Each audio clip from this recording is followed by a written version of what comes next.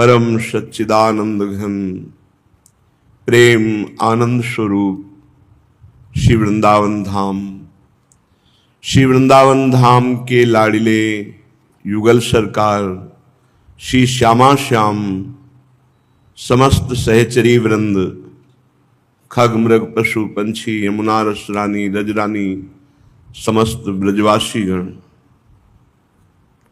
अहेतु की कृपा, अहेतु की कृपा,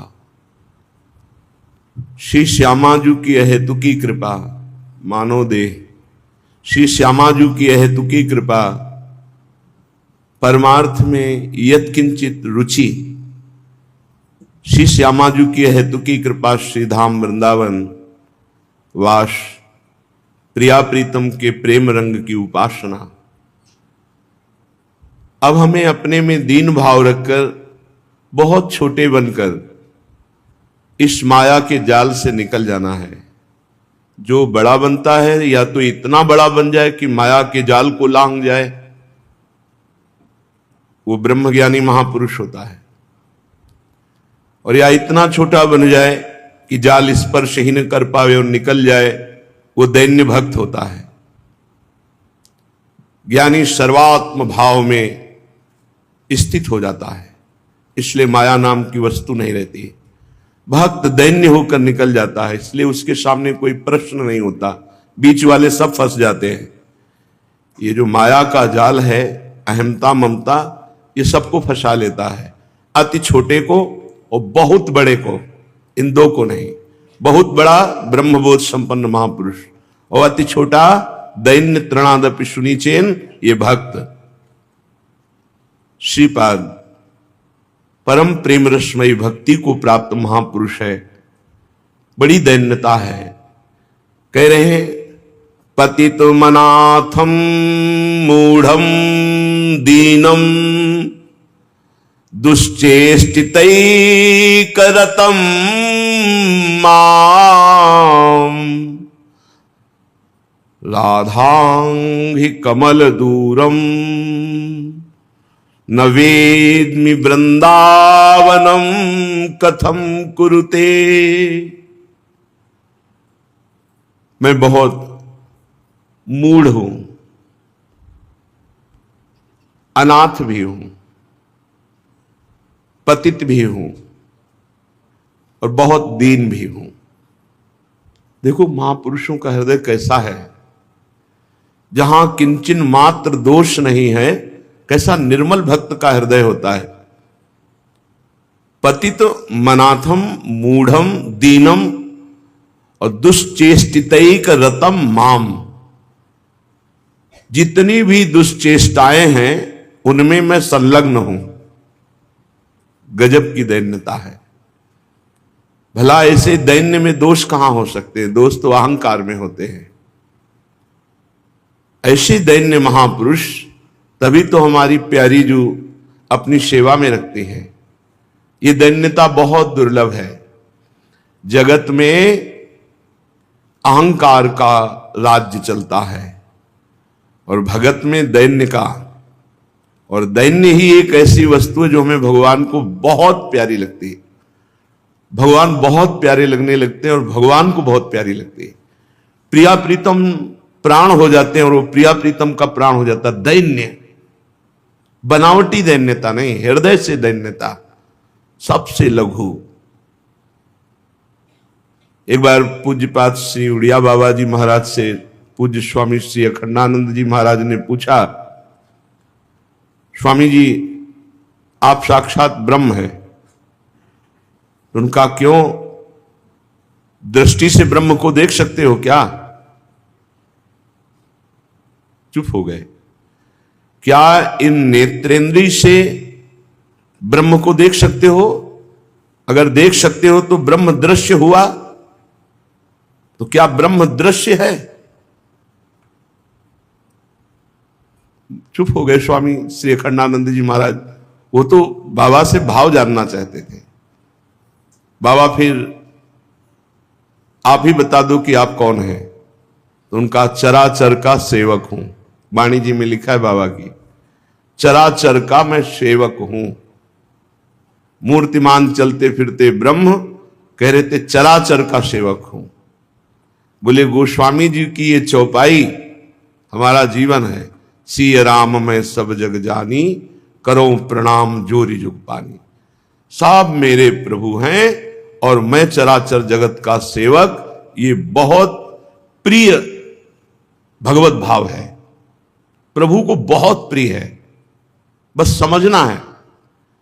सो अनन्य गति जाके अस मत न टरे हनुमंत, मैं सेवक सचराचर रूप स्वामी भगवंत।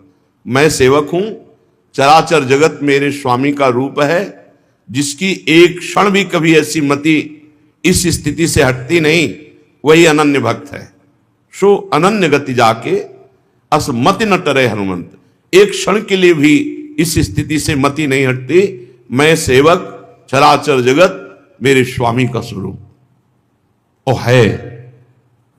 ये मानने का विषय है। मान लो तो जान जाओगे, और जान गए तो वही हो जाओगे। चराचर में आप भी तो हैं, आप भी भगवत स्वरूप है। पर यह बात आएगी जब अति दैन्यता आ जाएगी। चराचर जगत हमारा स्वामी का रूप, हम सबके सेवक, कहां गुण दोष की बात रह गई, कहां किसी द्वंद्व माया की बात रह गई।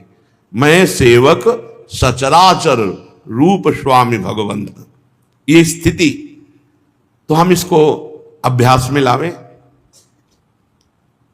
अगर हमारे स्वामी हमसे कटु व्यवहार करें तो हम कैसा व्यवहार करेंगे? नम्र। तो चराचर जगत हमारा स्वामी का स्वरूप है। यदि वो प्रतिकूलता देता है, निंदा करता है, अपमान करता है, तो हमें नम्र व्यवहार करना है, जैसे स्वामी से किया जाता है। तो हमारा यह भाव सिद्ध होगा सचराचर कि हम सेवक हैं, ये भाव सिद्ध होगा। अगर ये भाव सिद्ध हो गया तो मुक्त हो गए। एक भी व्यक्ति से यदि राग रह गया या द्वेष रह गया तो फिर आना पड़ेगा। एक भी व्यक्ति से पूरी सृष्टि में ना राग हो ना द्वेष हो, ऐसा हृदय निर्मल, निर्विकार, निष्प्रिय, किसी की प्रति कोई भी अपेक्षा न रखने वाला हृदय, ये भगवत स्वरूप। ये सब स्थितियां तभी आ जाती हैं जब हम भगवान की शरण में होकर खूब नाम जप करते हैं।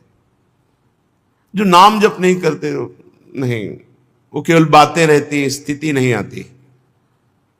यदि ज्ञानी हो तो सर्वम खलमिदम ब्रह्म, यदि भक्त हो तो मैं सेवक सचराचर रूप स्वामी भगवंत, फिर और चर्चा कहां रह गई। उमा जे राम चरण रत विगत काम मद कोह, तो निज प्रभु में देखें जगत के हिसन करें विरोध। हमें स्थिति प्राप्त करनी, बातें नहीं। देखो स्थिति प्राप्त महापुरुष कैसे कह रहे पतित मनाथम मूढ़म दीनम दुश्चेष्टितैकरतम माम राधांघि कमल दूरम न वेद्मि वृंदावनम कथम कुरुते। हे वृंदावन, मेरा क्या होगा? मैं तो पतित हूं, अनाथ हूं, मूढ़ हूं, दीन हूं, और एकमात्र दुश्चेष्टाओं में संलग्न हूं, और राधा चरणारविंद की प्रीति से बहुत दूर हूं। न वेदमी, मैं नहीं जानता कि मेरा क्या होगा। पर हे वृंदावन, मैंने आपको पकड़ लिया है, आपका आश्रय ले लिया है। अर्थात जो नीच है, पतित है, अनाथ है, मूढ़ है, गंदी चेष्टाओं में संलग्न है, प्रियाजू के चरणों में बिल्कुल प्रीति नहीं है, वो भी यदि वृंदावन का वास स्वीकार कर ले तो वृंदावन उसे श्री जी के चरणों की प्राप्ति करा देगा।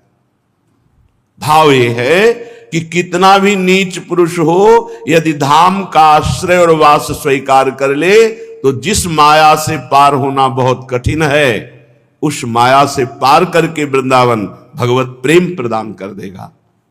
अत्यंत कुमति मत्युच्छृंखलमति सोच सोच्यम माम श्री वृंदावन में स्वाद्भुत कृपयात्मसात कुरुताम। श्रीपाद कह रहे जिसकी अत्यंत कुमति है, बिल्कुल बुद्धि भ्रष्ट है, अति उच्छृंखल है और अति सोचनीयों से भी सोचनीय है। मति सोच्य सोच्यम माम, ऐसे का कल्याण कैसे हो सकता है? जो कुमति, उच्छृंखल स्वभाव, सोचनीयों में अत्यंत सोचनी, यह अस्पताल है वृंदावन। सीरियस से सीरियस मरीज को स्वस्थ कर दे, स्वस्थ स्वरूप में स्थित कर दे। विश्वास करो, बहुत कृपा है धाम की। जब आप अपने अहम को श्रीधाम वृंदावन में अर्पित कर देंगे तो अहम का कनेक्शन है, फिर आपको पता चलने लगेगा वृंदावन की महिमा क्या है, प्रकाशित होने लगेगी। पार्श्व में प्रियालाल खड़े हैं, ऐसा अनुभव होता है। ये थोड़ी कि अपवित्रता या पवित्रता का कहीं भेद रह गया हो। सवायाभ्यंतर शुचि, बाह्य और अभ्यंतर वो परम पवित्र। जिस समय श्रीधाम की कृपा से हर समय स्मृति जागृत हो जाती है, मोह का नाश हुआ, ज्ञान का नाश हुआ, हर समय भगवत सानिध्य। श्रीधाम वृंदावन साक्षात वरदान है, जो अत्यंत सोचनी से भी सोचनी है, उच्छृंखल है, जिनकी कुमति है। ऐसे जन भी वृंदावन का यदि वास स्वीकार कर ले, आश्रय ले ले, तो कह रहे हैं श्री वृंदावन में स्व अद्भुत कृपया आत्मसात कुरुताम। वृंदावन अपनी कृपा से उसे आत्मसात कर लेगा, प्रिया प्रीतम की सहचरी मंडली में मिला देगा। बस निश्चिंत हो जाओ। अपने में उच्छृंखलता तो है, सोचनी भी है, लेकिन अति सोचनीय नहीं है। 24 घंटे में कुछ मिनट ऐसे हैं जिनमें हमें मन परेशान करता है। नहीं, ऐसी दिनचर्या है कि उसको अवसर ही नहीं मिलता। जहां कह रहे हैं अति कुमति है, उच्छृंखलता है, सोचनी से सोचनी है, उसको भी वृंदावन अपनी कृपा से आत्मसात कर लेता है। तो अपने लोग तो पंक्ति में खड़े ही हैं, काहे को चिंता करते हो? अब एक बात ध्यान देनी है, आगे की श्लोक की जो बात कह रहे हैं। वृंदावने प्रजल्पन गच्छंस तिष्ठन स्वपन श्वसन्वापि स्मर तरल गौर नील ज्योतिर द्वंद्वम कदा पुरः कलये। अगर आपको वृंदावन वास मिल गया है, आश्रय मिल गया है, तो कह रहे हैं प्रजल्पन गाओ, बोलो वृंदावन वृंदावन वृंदावन वृंदावन वृंदावन।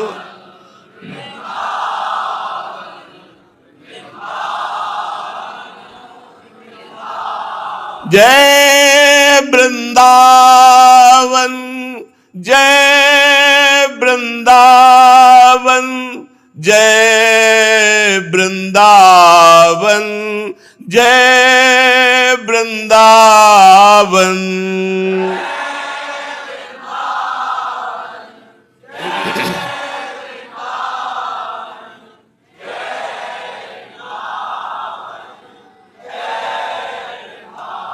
प्राण वृंदावन, जीवन वृंदावन, सर्वस्व वृंदावन, जय वृंदावन। प्राण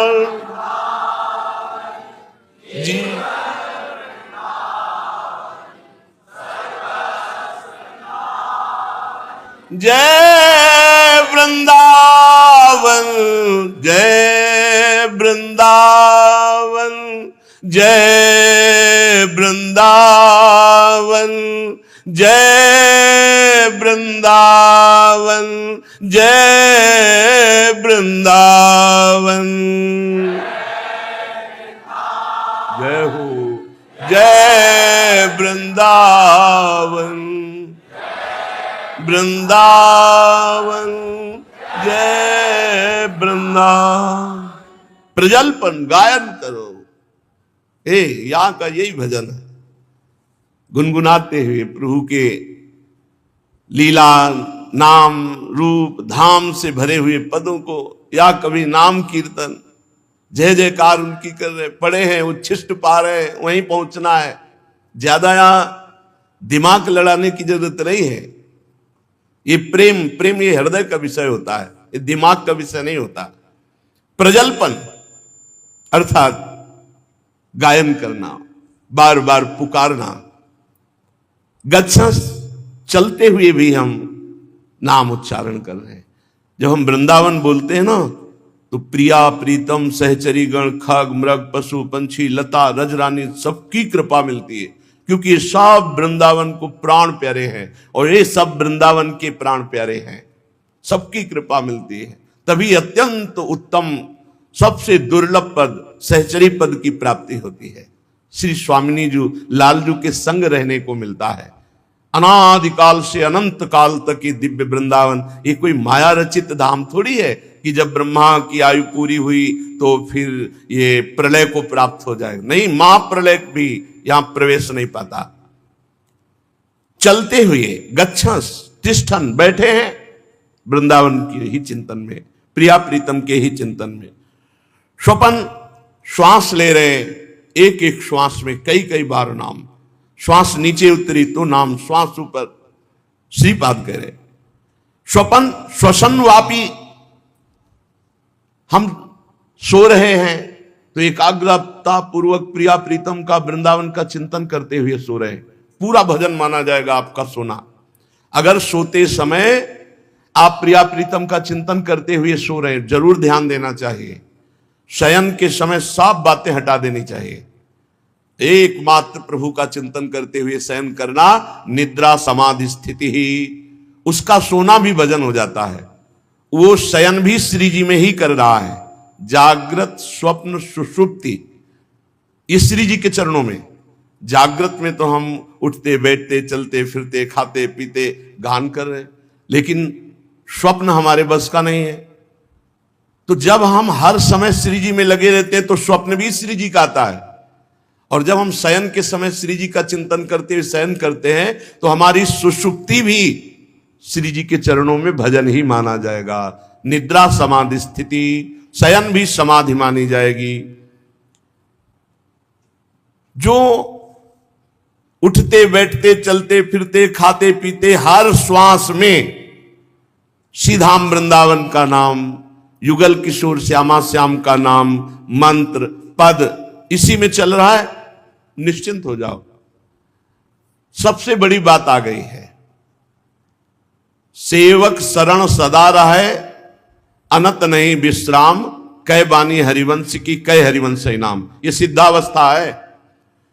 हर समय वाणी जी में या नाम मंत्र में निश्चिंत हो जाओ। परम पावन श्री धाम वृंदावन का आश्रय और वास अब दुर्लभ नहीं है भगवत प्रेम या भगवत प्राप्ति। हां, थोड़ी सावधानी इतनी कर ली जाए कि यदि उच्छृंखलता बनी रही तो अंत तो बढ़िया होगा, इसमें तो कोई संशय नहीं, पर वर्तमान में आपको भगवदानंद का अनुभव नहीं होगा। वर्तमान में प्रेम आनंद का अनुभव करने के लिए हमको हर इंद्रिय के द्वार बंद करने होंगे। अगर इंद्रियों के द्वार स्वच्छंद खुले रहे तो वर्तमान में आनंद नहीं होगा। ये तो पक्का समझ लीजिए कि श्री वृंदावन में स्व अद्भुत कृपया आत्मसात कुरुताम।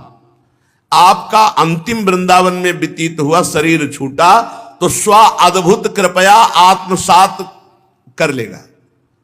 पर वर्तमान में हम खाली डोल रहे हैं, परमानंद का अनुभव नहीं हो रहा, प्रेम का अनुभव नहीं हो रहा। उसके लिए हमको सावधानी रखनी, कोई पापाचरण ना हो।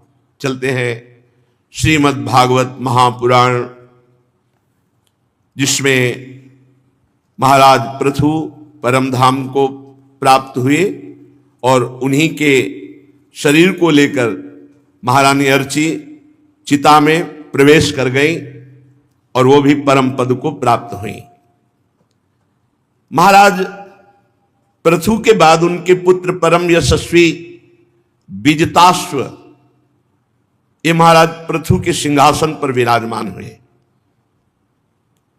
अपने भाइयों से बड़ा प्रेम था, ये 5 भाई थे, तो आप तो महाराज पृथु के सिंहासन पर विराजमान हुए और अपने 4 भाइयों को 4 दिशाओं का राजा बना दिया। हर्यक्ष को पूर्व दिशा का, ध्रुमकेश को दक्षिण दिशा का, वृक को पश्चिम का, द्रविण को उत्तर दिशा का। इनमें अंतर्धान होने की शक्ति थी, इसलिए इनका एक नाम अंतर्धान भी हुआ। इनकी पत्नी का नाम शिखंडिनी था। उनसे 3 पुत्र हुए जो साक्षात अग्नि थे। भगवान वशिष्ठ जी के शाप से अग्नि, पावक, पवमान और शुचि इनके पुत्र रूप में प्रकट हुए और ये बाल्यावस्था से ही योग में युक्त होकर अपने अग्नि स्वरूप को प्राप्त हो गए। अंतर्धान महाराज विजिताश्व की नभस्वती नाम की पत्नी से हविर्धान नाम का एक पुत्र हुआ। ये बड़े उदार और बड़े भागवतिक स्वभाव के। इन्होंने विचार किया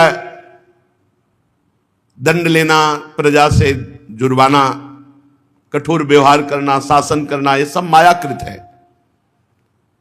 इसलिए दीर्घकालीन यज्ञ में दीक्षित होकर के निरंतर भगवान के भजन में राजकाज सब छोड़ दिया।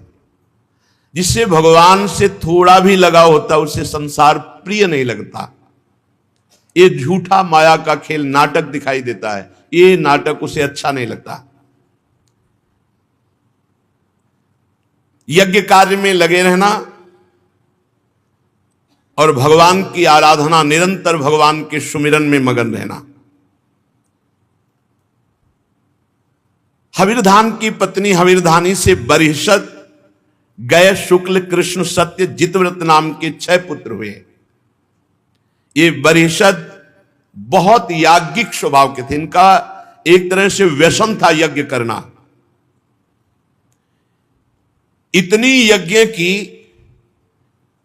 कि पूरे भारत में कोई जगह ही नहीं बची जहां यज्ञ न की हो। कुशों से पाट दिया। अग्रभाग की ओर फैलाए हुए कुशों से पूरी भूमि नप गई, इतनी यज्ञ की। इनका नाम पड़ा प्राचीन बर्हि। बरिहसद को ही प्राचीन बर्हि कहते हैं। प्राचीन बर्हि जी ने ब्रह्मा जी के कहने से समुद्र की कन्या सतद्रुति से विवाह किया। ये सर्वांग सुंदरी थी, इतनी सुंदर थी कि जब ये भावने देने के लिए आई तो अग्नि प्रज्वलित की जाती तो अग्नि देवता मोहित हो गए और प्रगट में जैसे जैसे भावरे घूमती वैसे दर्शन करते, इतनी सुंदर थी। सतद्रुति के गर्भ से प्राचीन बर्हि के प्रचेता नाम के 10 पुत्र प्रकट हुए। ये बड़े महाभागवत हुए। ये 10 का नाम एक ही रखा गया, प्रचेता। और 10 एक ही स्वभाव, एक ही आचरण वाले थे। इनको पिता ने आदेश किया कि संतान उत्पन्न करना है, पर उसके पहले तपस्या के द्वारा ब्रह्मबोध प्राप्त करना है। पहले भगवत प्राप्ति, फिर संतान उत्पन्न करना। यहां पूरा जीवन व्यतीत हो जाता है, भगवत प्राप्ति का लक्ष्य नहीं बन पाता। पिता ने क्या आदेश किया कि तुम्हें संतान उत्पन्न करना, अर्थात गृहस्थी में जाना है, पर पहले जाओ तपस्या करो और भगवत प्राप्त हो, फिर संतान। 10,000 वर्ष तक उन्होंने तपस्या की भगवान श्री हरि की। जब ये तपस्या के लिए जा रहे थे तो देवादिदेव महादेव भगवान शंकर का दर्शन और उपदेश प्राप्त हुआ। तो विदुर जी ने पूछा, ब्रह्मन, देवादिदेव महादेव भगवान शंकर का दर्शन तो बड़ा दुर्लभ है, ये जा रहे थे तपस्या के लिए तो इनको रास्ते में कैसे दर्शन दे दिया? और भगवान शिव ने उपदेश किया वो तो बड़ा गूढ़ होगा। भगवान शंकर आत्मा राम है, कैसे उनका दर्शन हुआ प्रचेताओं को और क्या उपदेश, ये मैं सुनना चाहता हूं। श्री मैत्रेय जी कहते हैं, विदुर जी, जब पिता ने आज्ञा करी 10 प्रचेतागण कि जाओ पहले तपस्या के द्वारा भगवान की प्राप्ति करो, तो पिता को प्रणाम किया और तपस्या के लिए पश्चिम की ओर चल दिए। जब कोई भगवान श्री हरि की प्राप्ति के लिए चलता है तो महादेव जी उस पर दृष्टि रखते हैं, ध्यान रखना। बहुत कृपालु भगवान शिव हैं, परम वैष्णवाचार्य है, और बिना भगवान शंकर की कृपा के श्री हरि का प्रेम प्राप्त नहीं होता। किसी न किसी जन्म में, अगर इस जन्म में आपने शंकर आराधना नहीं की और हरि के भक्त हो, तो किसी न किसी जन्म में शिव आराधना बनी है। ये तपस्या के लिए जा रहे थे तो रास्ते में देखा एक विशाल सरोवर, बड़ा निर्मल और बड़े रंग बिरंगे जलजीव, मत्स्य आदि, नील कमल, लाल कमल, रात दिन में सायंकाल में खिलने वाले कमल, इंदिवर, बहुत सुंदर सरोवर। और उसके तट पर हंस, सारस, चकवा, कारंडो, जल पक्षी चहक रहे, झूम झूम कर लताएं जल को स्पर्श कर रही, बड़ी मधुर ध्वनि। वायु कमल कोश से पराग की खुशबू लेकर घ्राणेन्द्रिय को मदोन्मत्त कर रही। और आश्चर्य की बात यह कि सरोवर के जल से मृदंग, पणों आदि अनेक वाद्य बज रहे और राग रागिनियां प्रकट हो रही हैं। प्रचेता गणों को बड़ा आश्चर्य हुआ कि ऐसा सरोवर तो आज तक हमने नहीं देखा, जहां से राग रागिनियां और पणों मृदंग आज बज रहे थे। उस ध्वनि की तरफ लक्ष्य किया तो देखा देवादिदेव भगवान शंकर अपने अनुचरों के सहित सरोवर से बाहर आ रहे हैं। तप्त हे मनिकायाभाम शितिकंठम त्रिलोचनम प्रसाद सुमुखम वीक्ष प्रणेमुर्जात कौतुकाः शतान प्रपन्नार्तिहरो भगवान धर्म वत्सलः धर्म ज्ञान शील संपन्नान प्रीतः प्रीतानुवाच।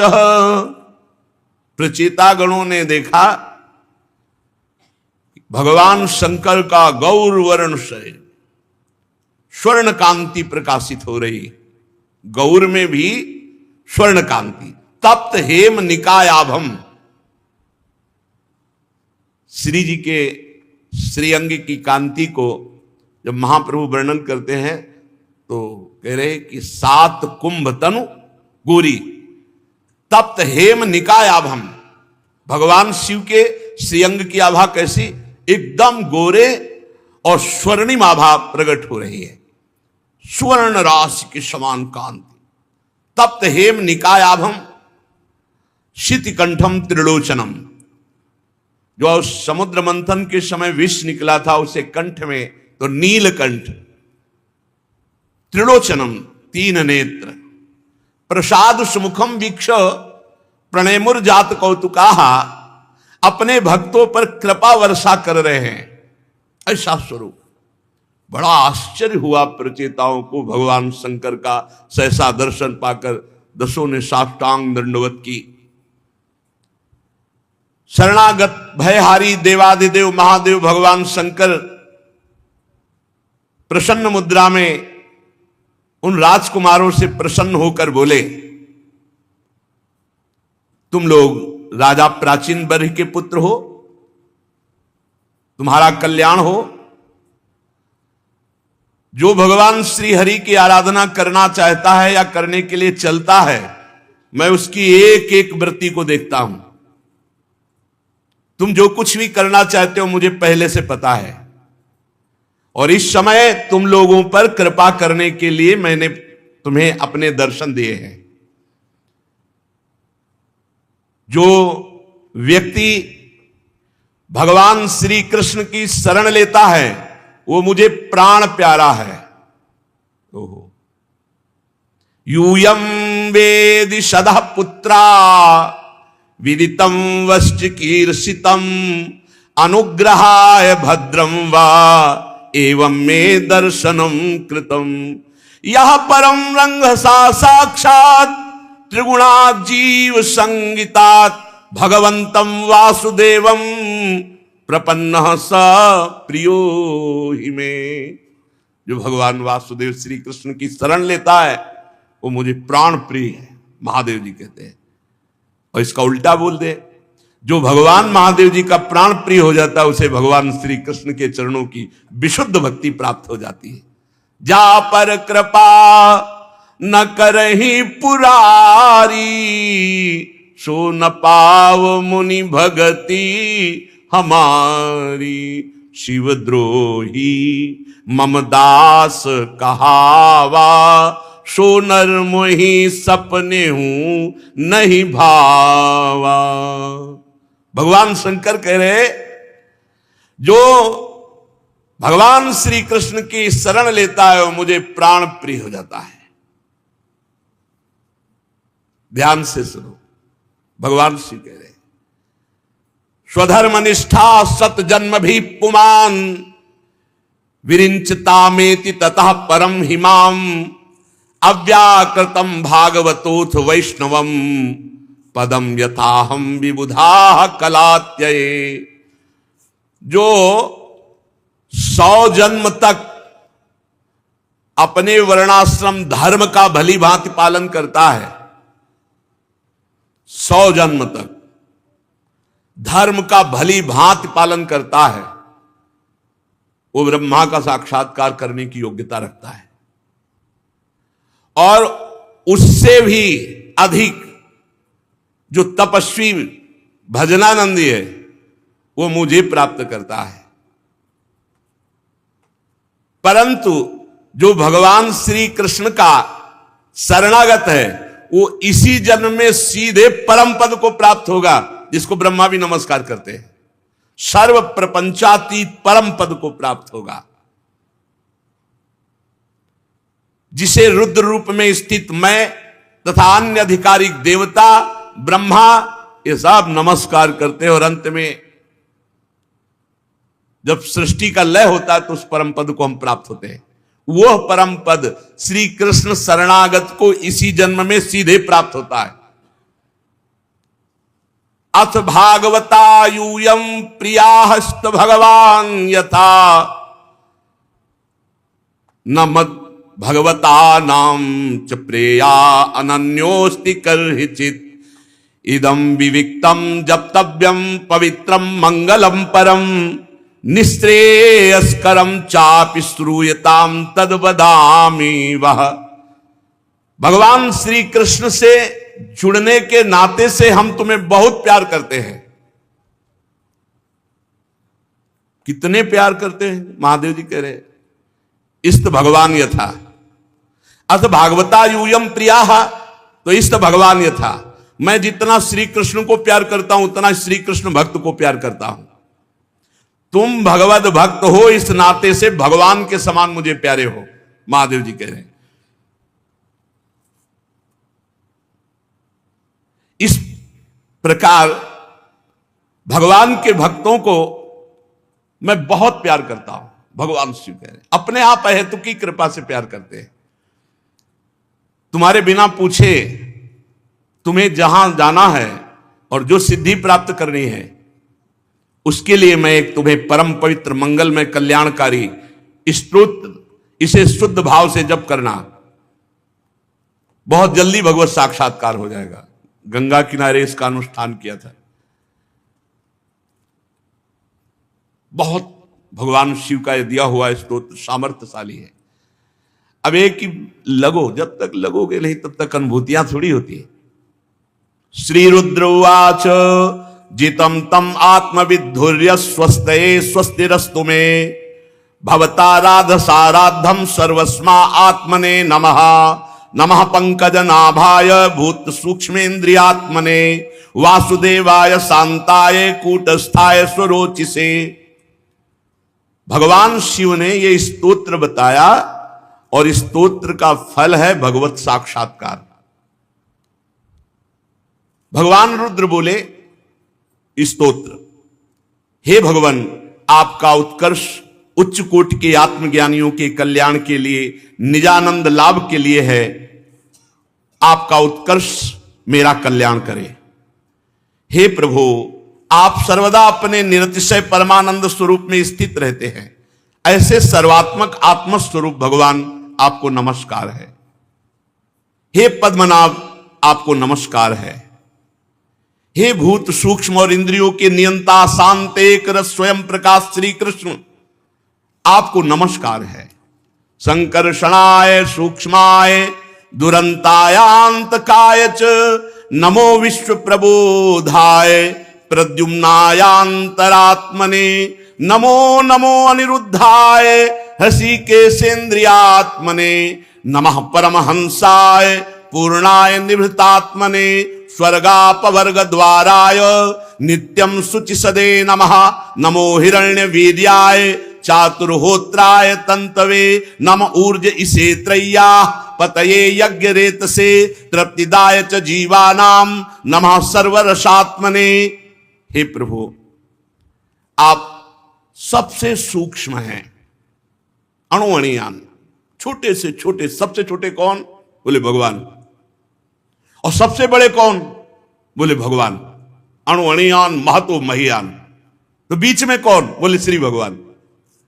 आप ही सूक्ष्म हैं, आप ही अनंत है, और आपके द्वारा ही संपूर्ण लोकों का संहार होता है।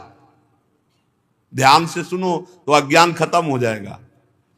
सूक्ष्म से सूक्ष्म, छोटे से छोटे भगवान, बड़े से बड़े श्री भगवान, और आप ही संसार का संहार करते हैं।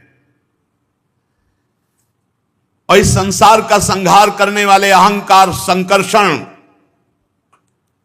उद्गम बुद्धि के अधिष्ठाता प्रद्युम्न, आपको नमस्कार। इंद्रियों के स्वामी, मनस तत्व के अधिष्ठाता भगवान अनिरुद्ध, आपको बार बार नमस्कार। आप अपने तेज से जगत को व्याप्त करने वाले सूर्यदेव हैं, आपको नमस्कार। सीधे भगवान है सूर्यदेव, सीधे भगवान के दर्शन होते हैं। कहां ज्ञान है? पूर्ण होने के कारण आप में ना वृद्धि है ना क्षय है, ना आप में बढ़ना है ना विनाश है। ये लीला है। आपको नमस्कार है। आप स्वर्ग और मोक्ष के द्वार हैं, जो निरंतर पवित्र हृदय से आपका चिंतन करते, जो चाहे प्राप्त हो जाए, स्वर्ग मोक्ष प्रेम, आपको नमस्कार है। आप ही स्वर्ण रूप वीर से युक्त चातुर्होत्र कर्म के साधन विस्तार करने वाले भगवान अग्निदेव हैं। हे अग्निदेव स्वरूप श्री कृष्ण, आपको नमस्कार। आप ही पितर और देवताओं के पोषक सोम हैं, चंद्रदेव, आपको नमस्कार। तीनों वेदों के अधिष्ठाता वेद स्वरूप, आपको नमस्कार। समस्त प्राणियों को तृप्त करने वाले जल स्वरूप, आपको नमस्कार। समस्त प्राणियों के देह आप हैं, पृथ्वी आप हैं, यह विराट संसार आप हैं, इसी त्रिलोकी को पालन करने वाले आप हैं। आप ही सबकी श्वासों में वायु रूप से, प्राणवायु रूप से, आपको नमस्कार। भगवान ही भगवान। आप अपने गुण शब्द के द्वारा समस्त पदार्थों का ज्ञान कराने वाले बाहर भीतर आकाश रूप से, इसलिए हे आकाश स्वरूप श्री कृष्ण, आपको नमस्कार। आप ही वैकुंठ लोक हैं, आपको बार बार नमस्कार। आप ही पितृलोक की प्राप्ति कराने वाले प्रवृत्ति कर्म रूप, देवलोक की प्राप्ति कराने वाले निवृत्ति कर्म रूप, और अधर्म का फल रूप नरक, दुख, मृत्यु, ये आपको नमस्कार। आप ही दुख रूप भी हैं, आप ही मृत्यु भी हैं, आप ही नरक भी हैं। इसलिए बहुत होश से आपका कौन स्वरूप पसंद है आपको? मोक्ष स्वरूप, प्रेम स्वरूप, धर्म स्वरूप, सुख स्वरूप, तो वो स्वीकार करो। भगवान ही सब कुछ बने हुए हैं। नाथ, आप पुराण पुरुष, सांख्य और योग के अधीश्वर भगवान श्री कृष्ण हैं। आप सब प्रकार की कामनाओं की पूर्ति करने वाले मंत्र मूर्ति, महान धर्म स्वरूप हैं। आप मंत्रमय हैं। ये जो आप मंत्र ध्यान करते, साक्षात भगवान है, साक्षात प्रभु हैं। करो ना ध्यान। ध्यान करते हुए मंत्र जपो, देखो अभी कैसी शक्ति जागृत होती है। आप ज्ञान शक्ति हैं, और आप जिसके हृदय में ज्ञान शक्ति रूप से प्रकट होते हैं उसको माया कुंठित नहीं कर सकती। वो ज्ञान शक्ति कुंठित नहीं कर सकती। पढ़ लिख के जो ज्ञान है उसे माया अपहरण कर लेगी, लेकिन भजन से जो ज्ञान होगा उसे माया कुंठित नहीं कर सकती। आपको नमस्कार है, नमस्कार है। प्रभु आप ही कर्ता करण कर्म तीनों को शक्ति प्रदान करने वाले हैं। आप ही भगवान रुद्र हैं, आप ही ज्ञान हैं, आप ही क्रिया रूप हैं, आप ही चार वाणी हैं, परा पश्यंती मध्यमा वैखरी। ये चार प्रकार की वाणी आप ही हैं। प्रभु ये हम आपकी विनय कर रहे हैं क्योंकि आपके दर्शन करना चाहते हैं। अतः आपके भक्तजन जिनका पूजन करते हैं, आप अपने निज जनों को प्राण प्यारे हैं। मैं उस रूप को देखना चाहता हूं, आप वो रूप हमें दिखाएं, आप हमें अपने दर्शन दीजिए। आपका वो रूप समस्त इंद्रियों को तृप्त करने वाला है। सुना है कि वो वर्षाकालीन मेघ के समान स्निग्ध श्याम, संपूर्ण सौंदर्यों का सार सर्वस्व है। सुंदर चार विशाल भुजाएं, मनोहर मुखारविंद, कमल दल के समान नेत्र, सुंदर भौहें, सुघड़ नासिका, मनमोहिनी दंत पंक्ति, बहुत चिकरे कपोल, मनोहर मुखमंडल, शोभाशाली समान कर्ण युगल। प्रभु तिरछी चितवन, श्याम वर्ण घुंघराली अलके, कमल कुसुम के केसर के समान फहराता हुआ पीतांबर, झिलमिलाते हुए कुंडल, चमचमाते हुए मुकुट, कंकण हार, नूपुर, मेखला, बनवाला, कौस्तुभ मणि, अपूर्व शोभा। ऐसा सुना है आपका रूप और वो मैं देखना चाहता हूं। हे भक्तों के भय का अपहरण करने वाले, हे जगत गुरु, अज्ञानव्रत प्राणियों को अपनी प्राप्ति का मार्ग बताने वाले, आप हमारा भाव स्वीकार करें और हमें साक्षात दर्शन दें। प्रभु जो अपनी चित्त की शुद्धि की अभिलाषा करने वाले पुरुष हैं, उनको चाहिए कि आपके इसी रूप का ध्यान करें, इसी रूप का आश्रय लें, इसी रूप की भक्ति करें, अर्थात श्री कृष्ण श्री हरि रूप। बहुत जल्दी चित्त शुद्ध हो जाएगा और प्रभु आप अभय करने वाले उसको अपना दर्शन देंगे। भूल मत करना, आप जैसा सोचोगे वैसे ही आपको अनुभव होगा। ये यथा माम प्रपद्यन्ते तास तथैव भजाम्यहम्। और शास्त्र कहता है जब आप भक्ति करोगे, देखो थोड़ा भाव से देखना, आप जितनी भक्ति करते हो क्या आपके भाव देश में वैसे भगवान दिखाई देते हैं? हम जो पूछ रहे हैं उसको आप समझ रहे हैं? आप देखो, आंख बंद करो या आंख खोल करके, आप जितनी सामर्थ्य रखते हैं भाव की, आपको वैसे प्रभु झलकते नजर आते हैं कि नहीं? आते हैं कि नहीं? आप देख लो, पता नहीं, देख लो आप। अगर विषय चिंतन बहुत होता है तो फिर ये नहीं आएगा जो हम कह रहे हैं। अगर बहुत गाढ़ चिंतन करते हो तो आपके सामने अभी दिखाई देंगे। यत किंचित, जैसा आप भाव करते हैं वैसे ऐसे ही सामने प्रकट हो जाते हैं।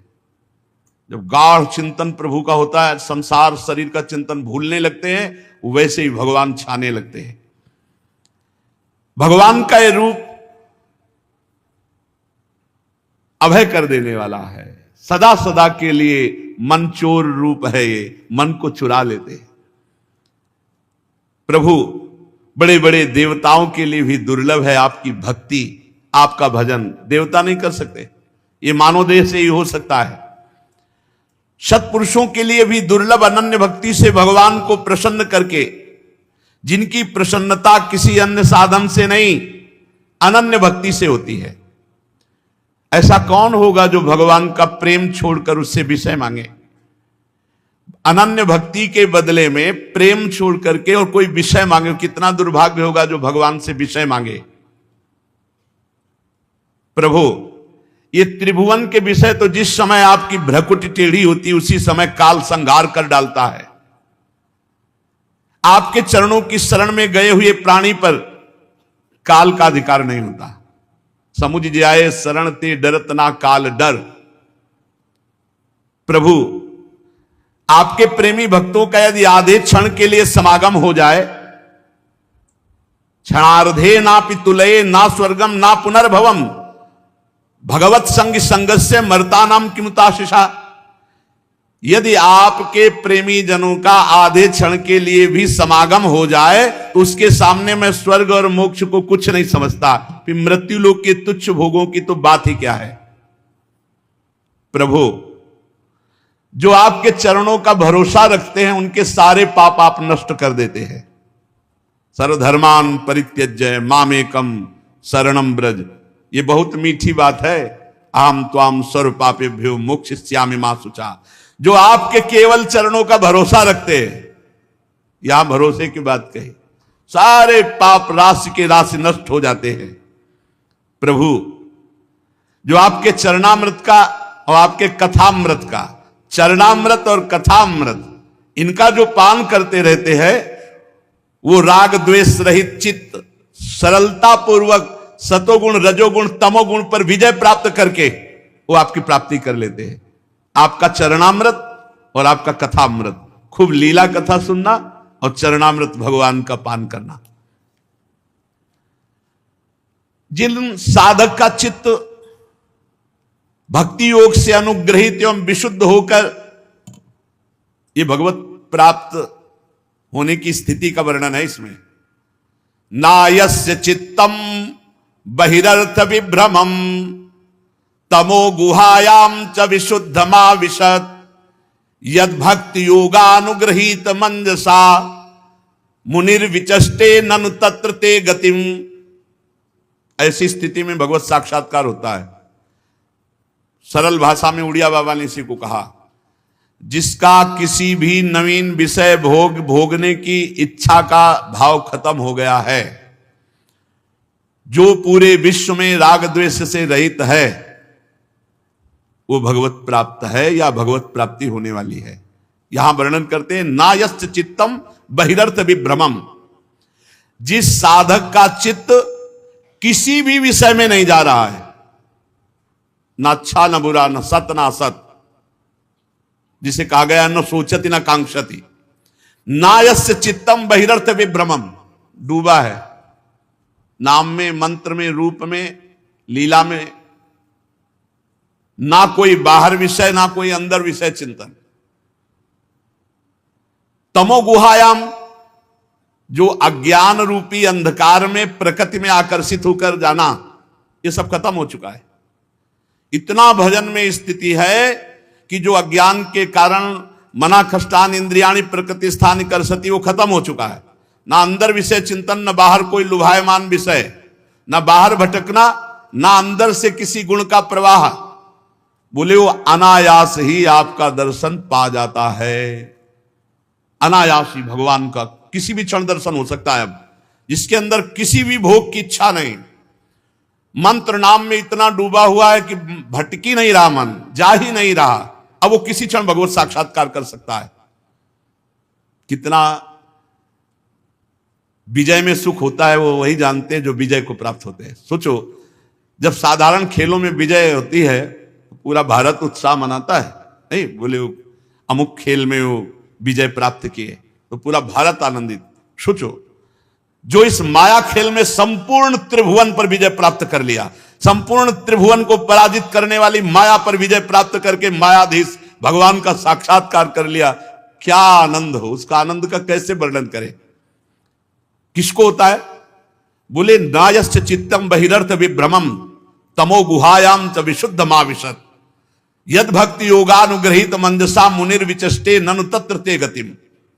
जिसका चित्त भक्ति योग अर्थात भगवान में इतना तन्मय है कि बाहर के विषय का कोई भी आकर्षण नहीं, वो अंदर जो मन विषय देता रहता है वो भटकना बंद कर दिया। सतोगुण रजोगुण तमोगुण का कोई प्रभाव उसके ऊपर नहीं पड़ रहा, हर समय भजन में डूबा हुआ। बोले वो अनायास ही आपके स्वरूप का दर्शन पा जाता है, किसी क्षण भगवत साक्षात्कार हो सकता है। भगवान आपकी माया अनेक रूप धारण करती है, कोई ये नहीं कह सकता कि ये माया है, ऐसी प्रवीण है वो। अनेक रूप धारण करके छल करती है, रचना पालन संहार ये सब इसी के रूप है। परंतु आप में कोई विकार माया पैदा कर दे जैसे संभव नहीं। ऐसे उस भक्त में माया विकार पैदा कर दे संभव नहीं जो आप में चित्त जोड़े हुए है। माया जो आपसे विमुख लोग हैं उनमें भेद बुद्धि पैदा करती है, जो आपके सन्मुख भक्त जन है उनमें नहीं। जैसे आप परमात्मा पर माया कोई प्रभाव नहीं डाल सकती, ऐसे जिनका चित्त हर समय प्रभु में जुड़ा है उस पर माया कोई प्रभाव नहीं डाल सकती। जैसे आप परम स्वतंत्र हैं वैसे ही वो भी भक्त परम स्वतंत्र हो जाता है। जो आपका पूजन करते हैं, आपकी उपासना करते हैं, आपका नाम जप करते हैं, आपकी शरण में हैं, उन्होंने ही वेद और शास्त्रों का सच्चा ज्ञान प्राप्त किया है। वही कोविदा हैं, वही सच्चे शास्त्र के ज्ञानी हैं जो आपका पूजन करते हैं। बस इसी को पकड़ लो, भगवत सेवा करना। हम तुम्हें कैसे बताएं? ठाकुर जी जरूर विराजमान कर लो सेवा में, ये पकड़ लेते हैं, ये खेलने लगते हैं, ये चित्त चुराते हैं। मतलब शब्द हमारे पास नहीं है, हम इस बात से अनभिज्ञ थे। हम तो इतना ही जानते थे अपनी इंद्रिय और मन को अधीन करके अपने स्वरूप में स्थित हो जाना। ये तो वृंदावन की लीला कहते हैं ना, वृंदावन की लीला मत समझो गुरु को चीरा, यहाँ ऋषि मुनि गए हार जपे जा राधे राधे। अरे गजब की ठाकुर की लीलाएं हैं, गजब की आश्चर्यमयी लीलाएं हैं। हम ये कहते सबसे प्रार्थना करते हैं कि जरूर चाहे छोटे ही श्री विग्रह युगल सरकार के जरूर विराजमान करो, जरूर उनको श्रृंगारित करो, जरूर उनको दुलार करो। अगर ऐसे 4 पत्ते की टहनी भी लेकर ऐसे उनको श्रृंगारित कर दोगे ना, वो रीझ जाएंगे। बहुत रिझवार ठाकुर, सेवा जरूर कर। देखो यहां जो पुरुष शीघ्र सिद्धि प्राप्त करना चाहता है, सिद्धि का तात्पर्य तो भगवत प्राप्ति, वह भगवान के श्रीअंग का पूजन, सेवा, नाम जप, भगवान की शरण। तो वेदे च तंत्रे च त एव कोविदाहा, बोले शास्त्र में, तंत्र शास्त्र में, वेद में जो रहस्य है वो सच्चा ज्ञानी है, वो जान गया यही रहस्य है। भगवान का पूजन करना, भगवान की आराधना करना, नाम जप करना, उनको पद सुनाना, उनको दुलार करना। अरे पूछो मत, बस शब्द नहीं है, हम इतना कहते हैं कि सेवा जरूर करो, जरूर सेवा करो, जरूर सेवा करो। छोटी सी छोटी सेवा को बहुत करके मानते हैं और फिर ये चित्त में सवार हो जाते हैं। फिर ये जो कितना दुलार होता है जब वो कहते हैं कि हमें ये दो, कैसा लगेगा? जब प्रभु आपसे कहे हमें ये पहनाओ, हमें ये पवाओ, हमको वहां घुमाओ, कैसा लगेगा आपको? रोना आएगा, रोना आएगा। आप जब आपसे बात करेंगे तो आपको पता चलेगा, और बात तब करेंगे जब आप किसी से बात नहीं करोगे, केवल उन्हीं से बात करोगे, उन्हीं का श्रृंगार करोगे, उन्हीं को देखोगे तो बात करने लगेंगे। अनन्य भक्ति। प्रभु इस सृष्टि की पूर्व माया आपकी ही शक्ति से सोई रहती है, आपकी ही शक्ति से जगती है, और आपकी शक्ति से ही सब कुछ रच देती है। ये आपकी शक्ति है। प्रभु आप अपनी माया को स्वीकार करके ही जरायु, जंडत, स्वेदज, उद्भिद 4 प्रकार के 84 लाख योनियों के रूप में आप ही प्रकट होते हैं। खुला लिखा हुआ है, हमारे दिखाई नहीं दे रहा है, वही है प्रभु। इन शरीर और इंद्रियों में रहकर तुच्छ विषय को जो भोगता है वो अंश या पुरुष जो जीव कहलाता है वो आप ही है। बस यही समझना है, यही समझना है। भूल गए हम। प्रभु को दोष देने के लिए बहुत जन आते हैं, भगवान ने ऐसा क्यों किया, भगवान ने ऐसा क्यों रचा। अरे बाबरे, तू कौन है? देख तू कौन है। जब देखेगा तो सारे प्रश्न समाप्त हो जाएंगे। ब्रह्मभूता प्रसन्नात्मा न सोचति न कांक्षति।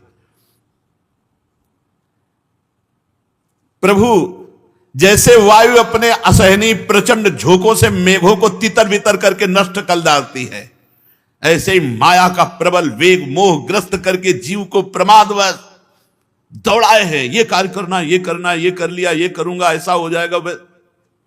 प्रचंड झोंका माया का चैन नहीं लेने देता। और जब भगवान की कृपा हो जाती है, माया हटती, तो गोस्वामी जी कह रहे जाकी कृपा लवलेश ते मतिमंद तुलसीदास पायो परम विश्राम।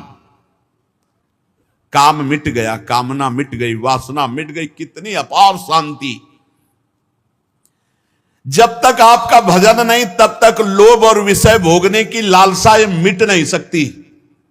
लोभ भोग भोगने का, वस्तुओं का संग्रह करने का, रुपया पैसा मान प्रतिष्ठा नाम कीर्ति, विषयों की लालसा और लोभ ये मिट नहीं सकता।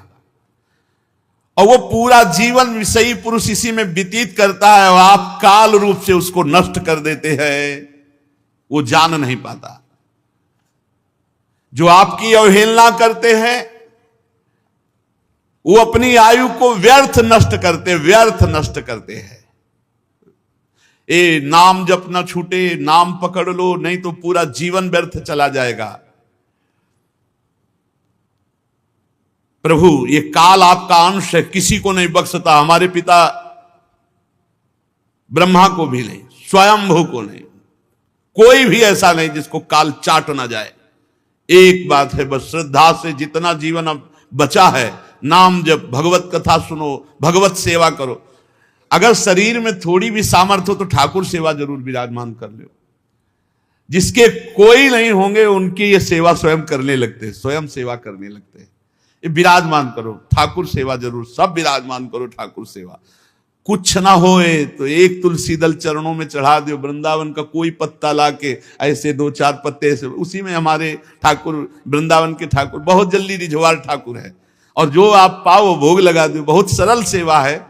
अच्छा यहां कोई मंत्रों वाली है नहीं सेवा कि हमें तो मंत्र नहीं आते, हमें भोग लगाने के मंत्र कुछ नहीं, राधा राधा राधा, पूरी सेवा इसी से कर लो। यहां भाव की भावोत्सवेन भजताम रस कामधेनु, कर्माबाई पद्धति से खिचड़ी पवाती थी क्या? सब पद्धति अलग, भाव की पद्धति अलग। हे ब्रह्मन, ये सारा जगत काल से भयभीत है। हे परमात्मन, जो आपकी शरण में आ गए वही भय शून्य हो जाते हैं।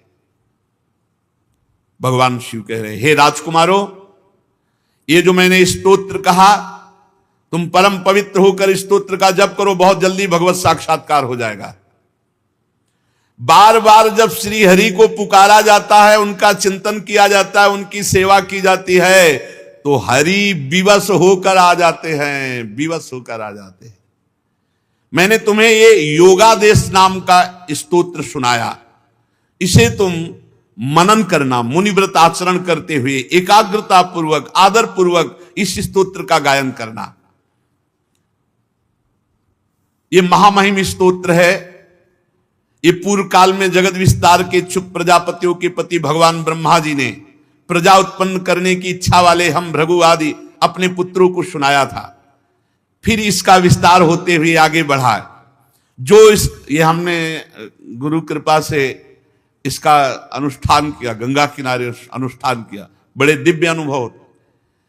बहुत गंगा के किनारे बहुत आनंद आता था, क्योंकि किसी से मिलना जुलना नहीं था, वह रात दिन वो तो जैसे आश्रमों में रुकते थे तो ग्रंथ होते थे, अगर भ्रमण में चल दिए तो भी कोई ग्रंथ पास नहीं होती, फिर तो मंत्राकार वृत्ति।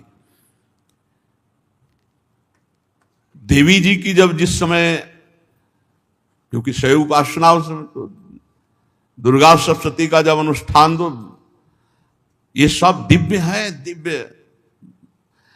अब अपने लोग समय खान पान व्यर्थ नष्ट कर रहे हैं। अगर अनुष्ठानों में लगे तो अभी दिव्यता, तुम्हें जैसी जैसी योग्यता बढ़ती जाएगी वैसे वैसे आपको दर्शन होने लगेंगे। संत महापुरुषों के दर्शन, दैवी शक्तियों के दर्शन, भगवत दर्शन, ये सब होने लगेंगे। भगवान की आराधना बहुत कठिन है, क्योंकि मन लगता नहीं है, परंतु जो इस स्तोत्र का पाठ करेगा, सुनेगा, तो सुगमता पूर्वक उसका मन भगवान की आराधना में लगने लगेगा। भगवान शिव कह रहे हैं, मेरे द्वारा गाए हुए इस स्तोत्र का जो गान करेगा, श्रवण करेगा, वो जो चाहे प्राप्त कर ले इस स्तोत्र के गायन श्रवण से। जो पुरुष उषा काल, प्रातः काल उठकर श्रद्धा पूर्वक हाथ जोड़कर गाता है या सुनता है, वो इस स्तोत्र के प्रभाव से कर्म बंधन से मुक्त होकर भगवान को प्राप्त करता है। हे राजकुमारों, मैंने तुम्हें परम पुरुष परमात्मा का स्तोत्र सुनाया, एकाग्र चित्त से तुम तपस्या करो, तप पूर्वक इस स्तोत्र का गायन करो। भगवान शंकर प्रचेताओं को उपदेश अभी दिए और तत्काल अंतर्धान हो गए। ना वो सरोवर, ना वो कोई पशु वहां पक्षी, ना कोई संगीत, न राग कुछ नहीं, सब खत्म। वो भगवान शिव ने प्रकट किया था। प्रणाम किए उस दिशा को और समुद्र में जाकर के भगवान रुद्र के बताए हुए इस स्तोत्र का 10,000 वर्ष तक जप करते रहे। कलयुग भगवान की जय। 10,000 100 वर्ष की आयु अपनी, अगर पूरी आयु, और उसमें बच्चापन तो ऐसे ही चला गया, सोने वाला समय ऐसे ही चला गया। 10,000 वर्ष तक न सोना, ना कोई खाना, ना पीना, समुद्र के जल में खड़े होकर, तब हरि की जय हो कलयुग की। हम तो कहते जय हो कलयुग की, जो बहुत जल्दी भगवत प्राप्ति कराता है। 10,000 वर्ष तक तपस्या में, और इधर उनके पिता जो प्राचीन बर्री थे, वो यज्ञ में, जब कोई किसी भी तरह से भगवत आराधना करता है तो उसको पूर्ण करने के लिए महापुरुषों का सानिध्य मिलता है। आत्मविद्या विशारद परम कृपालु नारद जी ने देखा कि ये तो केवल यज्ञ स्वाहा स्वाहा, तो उनका राजन इतनी यज्ञ कर डाली कि कोई भारत में भूमि ही नहीं बकाया रह गई, क्या फल चाहते हो? दुख के आत्यंतिक नाश और परमानंद की प्राप्ति कर्मों से नहीं मिलती।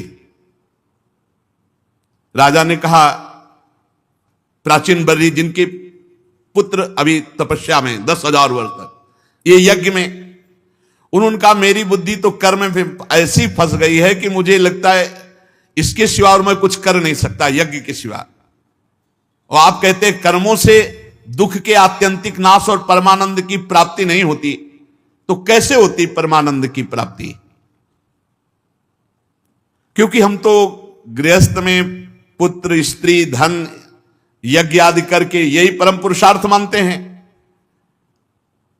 देवर्षि नारद जी के चरण पकड़ करके प्राचीन बर्ही ने कहा, मेरा परम कल्याण कैसे हो, आप उपदेश कीजिए। देवर्षि नारद ने कहा, उपदेश तो बाद के, पहले आकाश में देखो। देखो, तुमने इन जो यज्ञों में बलि दी है, वो सब आकाश में तुम्हारा इंतजार कर रहे हैं, और जे भी तुम्हारा शरीर छूटा, ये सब तुम्हारी दुर्गति के कारण बने, ये सब तुम्हें भयानक पीड़ा देंगे। ये मत समझो कि तुम्हें भगवान की प्राप्ति हो जाएगी। जो तुमने इन जीवों को कष्ट दिया है, ये सब लोहे के सींगों से युक्त तुम्हें छेद छेद कर मारेंगे, ये तुम्हें बहुत कष्ट देंगे।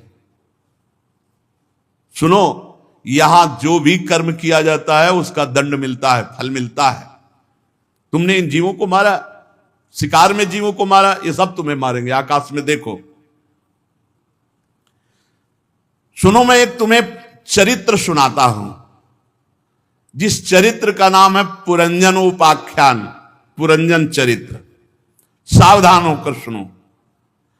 पूर्व काल में एक पुरंजन नाम का बड़ा यशस्वी राजा था,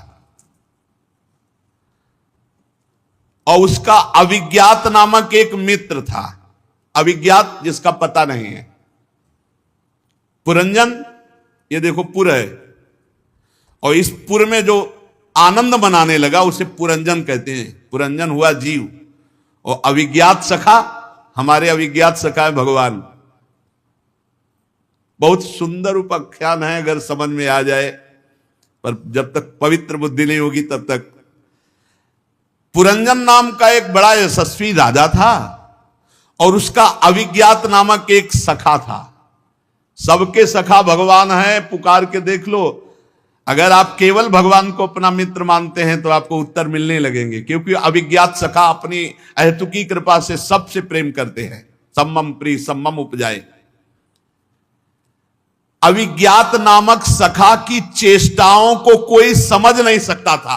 वो ऐसा मित्र था, सहयोग करता है पर कोई जान नहीं पाता कि भगवान मेरा सहयोग कर गए, किस रूप में आकर के आपका सहयोग करेंगे। अब राजन वो जो पुरंजन नाम का राजा था वो घूम रहा था, क्योंकि उसे भोगों की लालसा थी। भोग भोगने के लिए उसने जितने नगर देखे उनमें से कोई पसंद नहीं आया। 83,99,999 नगर देखे लेकिन कोई पसंद नहीं आया। एक दिन उसने हिमालय के दक्षिण तटवर्ती शिखरों पर कर्मभूमि भारत खंड में 9 द्वारों का एक महल देखा, नगर देखा। सब प्रकार से सुलक्षण संपन्न नगर था, 9 द्वारों का। कितने द्वार है इसमें? 9। ये पसंद आया पुरंजन को, जीव को ये शरीर पसंद आया। बड़ा सुंदर, अब वो तो रूपक में वर्णन करें, बड़ा सुंदर नगर। ऐसा लग रहा था उसको कि अभी तक जितनी मेहनत की उसका मुझे फल मिल गया, खोज करने का फल मिल गया। जिधर देखो उधर आकर्षण ही आकर्षण। अब पुरंजन ने सोचा बहुत सुंदर महल, बहुत सुंदर हमें विश्राम स्थल मिल गया, स्वीकार कर लिया। लेकिन जो ही उसमें प्रवेश किया तो एक सुंदरी आती दिखाई दी, और वो अकस्मात उधर से आ रही थी, और उस सुंदरी के साथ 10 सेवक थे, जो प्रत्येक 100 नायिकाओं का पति था, और 5 फण वाला सांप उस 9 द्वार वाले नगर की रक्षा कर रहा था। एक सुंदरी आती दिखाई दी जिसके साथ 10 बलवान सेवक थे। उन बलवान सेवकों में एक एक के पास 100 पत्नियां। 5 फण वाला सर्प उस नगर की रक्षा करता था। वह सुंदरी नव युवती मानो विवाह के लिए श्रेष्ठ पुरुष को खोज रही थी। बड़ी ही सुंदर, मानो कोई देवी हो साक्षात। नासिका, दंत पंक्ति, कपोल, मुख सब सुंदर, और किशोरावस्था लज्जावश अपने अंचलों को ढकते हुए आगे बढ़ रही थी। 5 फण वाला सर्प रक्षा कर रहा था, 10 महान सेवक उसके साथ थे। अब वो जे ही प्रेम पूर्ण तिरछी चितवन से पुरंजन को देखा तो पुरंजन घायल हो गया। नारी नयन सर जाहि न लागा। चाहे जितना वीर हो, मुस्कुरा के तिरछी चितवन तो सीधे हृदय पे प्रहार होता, बोल भी ना पावे। पुरंजन एकदम आसक्त हो गया और कहा, कमल दल लोचने, तुम कौन हो, किसकी कन्या हो, कहां से आ रही हो, तुम इस पुरी में हो, क्या करना चाहती हो? ये 10 सेवक कौन हैं, और ये बहुत सी सहेलियां तुम्हारे सामने कौन हैं, और ये 5 फण वाला सर्प कौन है? सुंदरी, तुम कौन सी देवी हो? कमला हो तो तुम्हारा क्रीड़ा कमल कहां गया? लज्जा देवी हो, कौन देवी हो? नहीं नहीं, तुम कोई देवी तो हो नहीं, क्योंकि तुम्हारे चरण पृथ्वी का स्पर्श करते हो। देवियों के चरण पृथ्वी का स्पर्श नहीं करते। यदि तुम मानवी हो तो मैं तुम्हें देखकर आसक्त हो गया हूं। मैं बहुत वीर हूं, पराक्रमी हूं, पर तुम्हारे कटाक्ष ने मेरे मन को बेकाबू कर दिया है। इसलिए क्या तुम मुझ पर अपनी कृपा करोगी? सुचिस्मते, मैं तुम्हारे दर्शन से बिक चुका हूं। नारद जी कहते हैं, वीरवर जब राजा पुरंजन ने अधीर होकर, दैन्य होकर याचना की, ये कामदेव ऐसा विचित्र धनुर्धर है कि कोई कितना भी बलवान हो, जब ये बाण संधान कर देता है तो घुटने के बल हो जाता है। वो पैर छुएगा, हाथ जोड़ेगा, विनय करेगा, जैसा चाहे वैसा, अधीनता। पुरंजन अधीन हो गया उस नवयुवती को देखकर। उस नवयुवती ने कहा, नर श्रेष्ठ, मुझे पता नहीं कि मैं कौन हूं। बहुत सुंदर उपाख्यान है। मुझे पता नहीं उत्पन्न करने वाला कौन है। मैं ना अपने को जानती हूं ना दूसरे को जानती हूं, मेरा गोत्र क्या है, कुल क्या है, नाम क्या है, मैं कौन हूं, कहां उत्पन्न हूं, मुझे कुछ पता नहीं। बस इतना देख रही हूं कि मैं इस पुरी में हूं, सामने तुम हो। यह भी मुझे पता नहीं कि पुरी किसने बनाई। प्रियवर, ये मेरे सखा और मेरी सहेलियां हैं, और ये सर्प इस पुरी की रक्षा करता है। आप यहां पधारो, आपका मंगल हो, और मैं आपको विषय भोगों की इच्छा पूर्ति करती रहूंगी। अपने साथियों के साथ जो भोग कहोगे वो भोग प्रस्तुत करती रहूंगी। अब वो पुरंजन 9 द्वार वाली इस नगरी में बहुत आनंदित हो गया। पुरंजनी ने कहा कि मैं अनन्य हूं, आपको छोड़कर किसी के साथ मैं रमण नहीं करूंगी, और मैं बहुत प्रवीण हूं, हर भोग को परोसूंगी आपके पास, जो चाहोगे।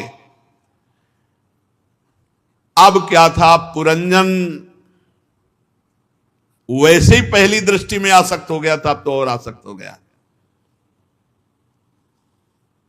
संसार त्यागी यतिजन जिस महासुख को प्राप्त होते हैं, उस सुख को भुलाने वाली पुरंजनी के चक्कर में पड़ के राजा पुरंजन अपना अस्तित्व ही समर्पित कर दिए। पुरंजनी ने कहा कि वीरवर, लोक में मेरी जैसी स्त्री जिसको प्राप्त हो जाए, फिर उसे कोई ठुकरा सके ऐसा कोई पुरुष नहीं, और आप जैसा पुरुष मिल जाए मैं ठुकरा दूं ऐसा हो नहीं सकता।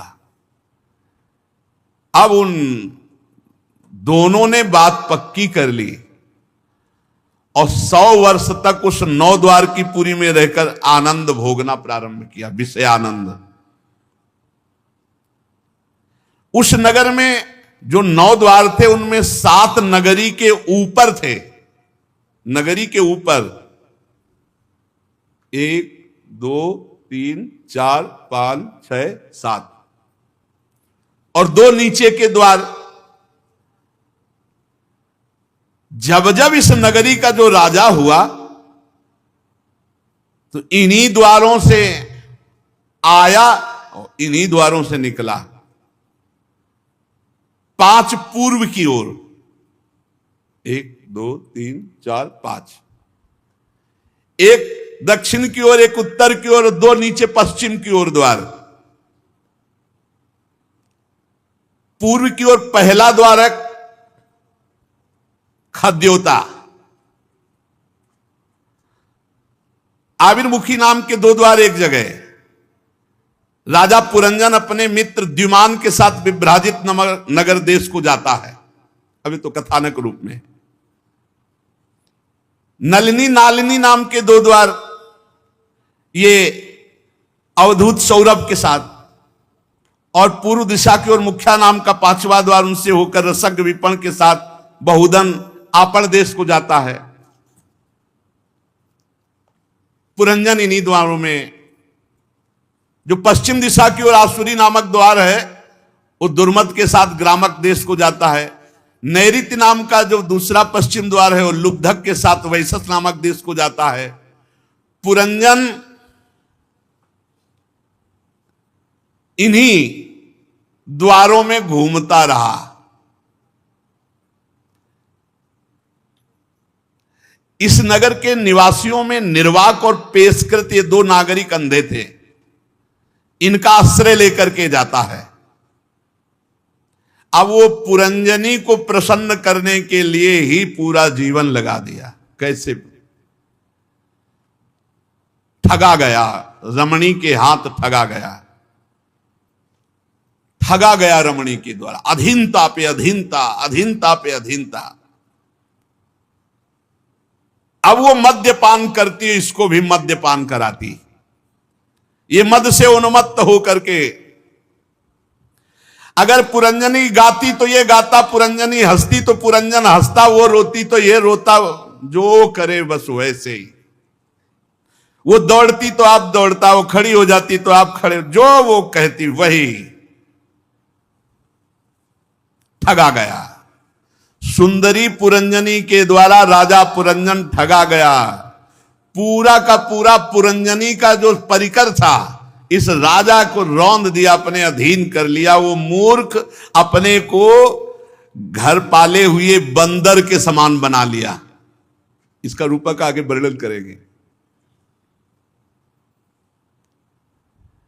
अब एक दिन राजा पुरंजन अपना विशाल धनुष, सोने का कवच, अक्षय तरकस धारण करके 11वें सेनापति के साथ 5 घोड़ों के शीघ्रगामी रथ में बैठकर पंचप्रस्थ नाम के वन में गया। 2 पहिए, 1 धुरी, 3 ध्वजा, 5 डोरी, 1 लगाम, 1 सारथी, 1 रथी बैठने का स्थान जहां पुरंजन बैठा। बहुत सुंदर नारद जी रूपक दे रहे। अब वो शिकार खेलने के शौक में कौन परवाह करता है क्या करन, मतलब किसको मारना चाहिए किसको नहीं मारना चाहिए। शिकार के शौक में बड़े अपराध किए, अर्थात भोग वासना के शौक में मनमानी आसुरी प्रवृत्ति से। जो इस पुरंजनी को प्रसन्न करने के चक्कर में फंसा हुआ पुरंजन है, वो ये नहीं जान रहा मैं ऐसे आचरण कर रहा हूं जिनके कारण मुझे अधम योनियों में, नरक में जाना पड़ेगा। गंध, चंदन, माला, ये सब भोजन सामग्री जुटाना, पुरंजनी को बस प्रसन्न रखना। कैसे पुरंजनी मुस्कुरा दे। पुरंजनी मुस्कुराती तो है पर अधीन करके। जैसे जैसे जीव अधीन हो जाता है वैसे वैसे बुद्धि उसको आसक्त करती चली जाती है। अरे बहुत दुर्दशा है, इस खेल को जान जाए तो जीवन मुक्त अभी हो जाए, भाग पड़ो। ये पुरंजनी का नाटक है। इसमें पुरंजन भोग इच्छा से फंस गया, इच्छा छोड़ दो। पुरंजन कौन है? अविज्ञात सखा पुरंजन दोनों एक हो जाएंगे। जैसे दर्पण हटाओ तो प्रतिबिंब खत्म। अब जो ही वो शिकार खेल के आया तो पुरंजनी बोली नहीं। वो दासियों से हाथ जोड़ के पूछा पुरंजन की, मेरा तो सर्वस्व लुट गया, क्या अपराध बन गया मुझसे? दासियों ने कहा, नरनाथ मुझे मालूम नहीं तुम्हारी प्रिय पत्नी ने क्या ठाना है, वो आज तो बोलेगी ही नहीं, नाराज है। पुरंजन आसक्त हो चुका था, अस्त व्यस्त होकर चरणों में गिर गया पुरंजनी। आसक्ति को तो कोई आसक्तवान पुरुष ही समझ सकता है। भोगी और आसक्ति थोड़ा हट करके है। भोगी को कहीं भी भोग मिले उससे कोई मतलब नहीं। आसक्तवान भी भोगी होता है, पर आसक्ति प्रदान होने पर वो जिस पे आसक्त हुआ उसी पे आसक्त रहेगा, दूसरे की तरफ नहीं आंख उठा के देख सकता। ये पुरंजन पुरंजनी से आसक्त था। बहुत व्याकुल होकर चरणों में गिरा और बोला, सुंदरी, वे सेवक तो बड़े अभागे होते जो अपने स्वामी को प्रसन्न न कर पावे, और मेरे से यदि अपराध बना तो उचित दंड दीजिए, क्योंकि अपने प्यारे के द्वारा दिया हुआ दंड बहुत मीठा होता है। पर आप ना बोले ऐसा ठीक, ये दंड मत दीजिए। अब जो जो विनय स्त्रैण पुरुष करता है वो सब पुरंजन ने विनय की। बड़े नखरे दिखाए, लिखा है नखरा, बड़े नखरे दिखाए। और जब देखा कि पुरंजन पूरे अधीन हो चुका है तब फिर मुस्कुरा दिया। अब उस कामिनी में आसक्त चित्त को पता ही नहीं चला कि आयु व्यतीत हो गई। वो उस रमणी ने ऐसा आसक्त किया पुरंजन को कि जिस कार्य के लिए वो आया था वो भूल गया, और पुरंजनी में आसक्त होकर पूरा जीवन व्यतीत कर दिया। पूरी जवानी पुरंजन की ऐसे बीत गई मानो अभी आधा क्षण ही बीता हो। पुरंजनी से 1100 पुत्र और 110 कन्याएं हुई। ये सब वृत्तियां हैं, वृत्तियां। ये पूरा परिवार पौरंजनी नाम से विख्यात हुआ। सब एक दूसरे के ब्याह, पुत्र का किसी बधू से, पुत्री का, पूरा जीवन। स्त्री लंपट, वृद्धावस्था को प्राप्त, फिर भी पुरंजनी से दूरी नहीं। इतने में चंडवेग नाम का एक गंधर्वराज, 360 महाबलवान गंधर्व उसके अंडर में रहते हैं। 365 दिन होते हैं।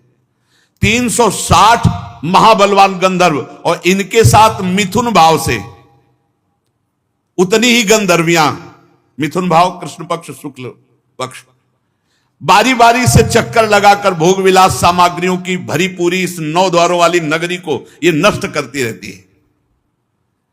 चंडवेग अपने अनुचरों के साथ राजा पुरंजन के नगर को विध्वंस करना प्रारंभ किया तो 5 फण वाले सर्प ने रोका।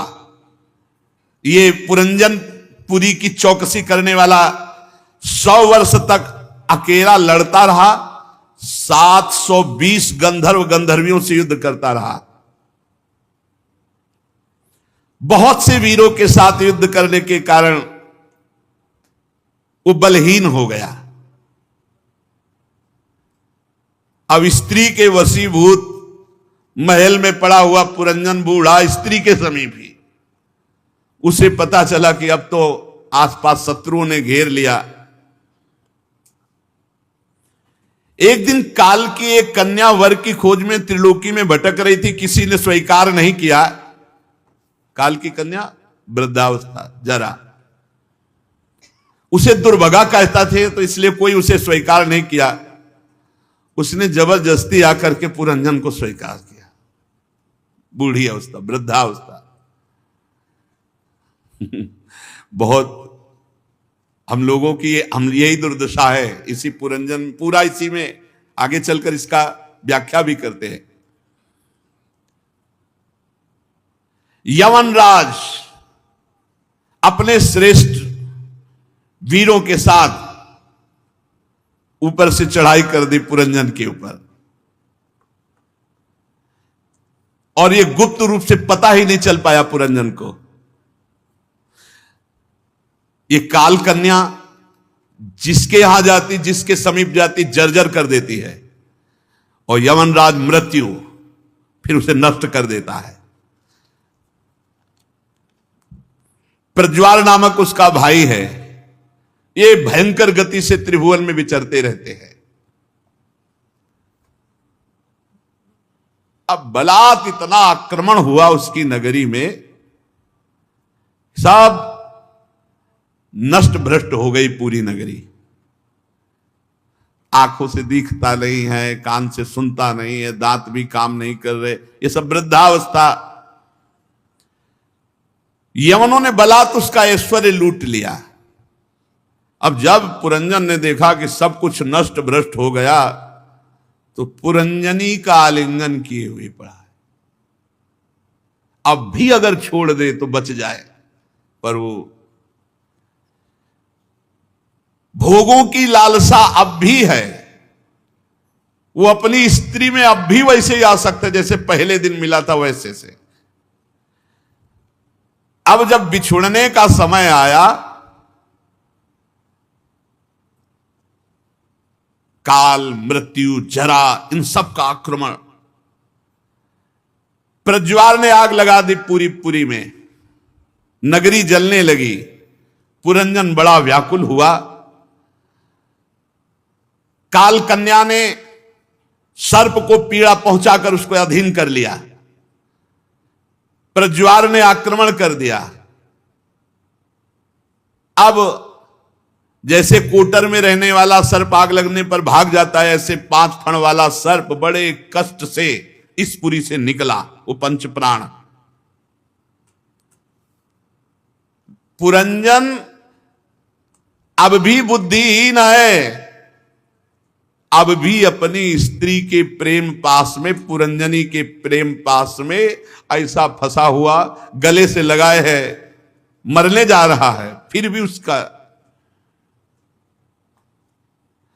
वो बस यही सोच रहा है, इतनी सुंदर भार्या मेरी, इतना समर्पण, इतना प्रेम, इसी का चिंतन। ज्ञान दृष्टि बिल्कुल नष्ट हो चुकी है। अज्ञानवश इतना शोकाकुल होकर के अपनी पुरंजनी का चिंतन किया कि ये उसी में तन्मय हो गया। अब अज्ञानवश इस स्थिति में उसने अपने अभिज्ञात सखा का स्मरण नहीं किया, नहीं वो बचा सकता था। अब निर्दयी यमनराज ने बलपूर्वक मार डाला। बलपूर्वक मार डाले, जबरदस्ती प्राणों को खींचकर बाद। अब अंतिम समय वो अपनी पुरंजनी को देख रहा है। इसीलिए गोस्वामी जी ने मांगा है, कामी नारी प्यारी जिम लोभी जिम प्रिय दाम तिम रघुनाथ निरंतर प्रिय लागो मुहे। बहुत सुंदर स्थिति, अगर वही इधर आ जाए तो बहुत सुंदर स्थिति। स्त्री की आसक्ति में दुर्गति हो गई उसकी। अब वो अपनी पुरंजनी के गले लगा, उसी का चिंतन करते हुए, तो अगला जन्म उसको विदर्भराज के यहां सुंदरी राजकुमारी के रूप में, विदर्भराज पुरंजन से पुरंजनी की आसक्ति के कारण राजकुमारी बना। स्त्री चिंतन तो स्त्री बना। फिर जब वो सयानी हुई, पुरंजन राजकुमारी रूप, तो विदर्भ नंदनी विवाह योग की हुई। तो फिर विदर्भ राज ने घोषित कर दिया कि सर्वश्रेष्ठ पराक्रमी वीर इससे ब्याह करेगा। तो मलय ध्वज ने सब राजाओं को जीतकर उस राजकुमारी से विवाह किया। फिर उससे 7 पुत्र उत्पन्न किए। 7 पुत्र कौन है? पुरंजन राजकुमारी बना। बड़ा। अब जब मलय ध्वज अवस्था आगे बढ़ी तो भजनानंदी थे भगवान श्री कृष्ण के भजन के लिए मलय पर्वत पर। तो वो राजकुमारी जो रानी थी, पुरंजन जो बना था, वो पीछे पीछे उनके, महाराज मैं आपके, वो आसक्त चित्त पुरुष में। ये ऐसे चल रहा चक्र, और किसी की कथा नहीं, हमारी तुम्हारी कथा है ये। अभी जब आगे चल के बताएंगे कौन है पुरंजनी। यही बुद्धि, यही बुद्धि, जो बुद्धि कहे वही वही दुर्गति कराती चली जा रही। अब वो बड़े तपस्या पूर्वक भजन करके मलय ध्वज ने अपने शरीर को छोड़ दिया। अब ये शरीर को पकड़े रो रहे, हा मेरे प्रीतम, हा मेरे प्रीतम, आप मुझे छोड़कर चले गए।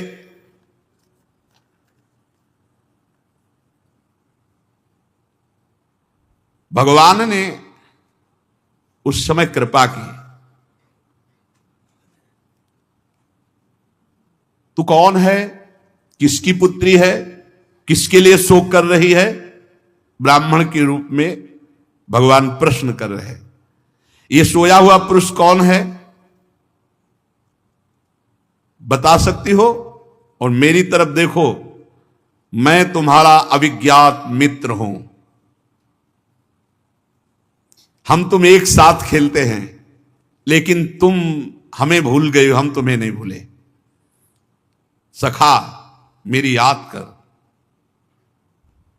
मैं तुम्हारा अविज्ञात नामक सखा हूं। तू भोगों में भूल करके मेरा विस्मरण कर दिया, लेकिन मैंने तेरा विस्मरण नहीं किया। मैं आज भी तुझे याद कराने के लिए तेरे पीछे खड़ा हूं। देख तू, हम दोनों हंस हैं। यही बात है। शास्त्रों वर्ष हम दोनों एक ही होकर रहे हैं। बड़ा गूढ़ वचन है। किंतु मित्र, तुम विषय भोगों की इच्छा से हमें भूलकर इस लोक में रमण करने लगे। तुमने घूमते घूमते एक स्त्री में आसक्त हो गए। 5 बगीचे, 9 दरवाजे, 1 द्वारपाल, 3 परकोटे, 6 वैश्य कुल, 5 बाजार, 5 उपादान कारणों से बना हुआ उसकी स्वामिनी एक स्त्री, और इस स्त्री के चक्कर में तुम मारा गया। स्त्री बुद्धि। इंद्रियों के 5 विषय, शब्द स्पर्श रूप रसगंध, ये बगीचा है। और ये 9 द्वार इस नगरी के, तेज जल अन्न ये परकोटे, मन और 5 ज्ञानेंद्रियां, 6 वैश्य कुल, और क्रिया शक्ति ये कर्मेंद्री बाजार, 5 महाभूत, कभी न क्षीण होने वाले उपादान कारण, और बुद्धि ही पुरंजनी है। इसी में फंस गया, बुद्धि में। बुद्धि से हटना है। इस बुद्धि से साक्षी भाव रखना है, इसका निर्णय नहीं मानना। दृष्टा भाव ने जब तक आएगा तब तक बुद्धि में आ सकता है, जो कहेगी वही। अभी बुद्धि है, ठान ले मन के साथ कि ये करना है तो तुम्हें घुटने टेकना पड़ेगा, वही करवा देती है जो चाहेगी। ये है हम पुरंजन। पुरंजन जीव आसक्त हो गया बुद्धि पर। आगे बढ़िया निर्णय है। ए मित्र, तू स्त्री लई है, देख तू स्त्री लई है, खड़ा हो। अब अपने पति का सौ पकड़ कर रो रही बिदर। तू पहले पुरंजन था, पुरंजनी के चक्कर में अब तू स्त्री बना। कितनी बार तेरी ये दुर्दशा हो चुकी, तू स्त्री नहीं, खड़ा हो जा और देख अपने स्वरूप को, मैं तेरा सखा हूं। जिनके संग से तेरी दुर्दशा हुई उसके लिए तू रो रहा है। आपने स्वरूप में, यही गुरु हैं, यही अविज्ञात सखा गुरु। आपने स्वरूप में काम भूल गया, न तू स्त्री न पुरुष। अरे देख, न तू विदर्भ राज की पुत्री न मलयध्वज तेरा पति है, तू सावधान।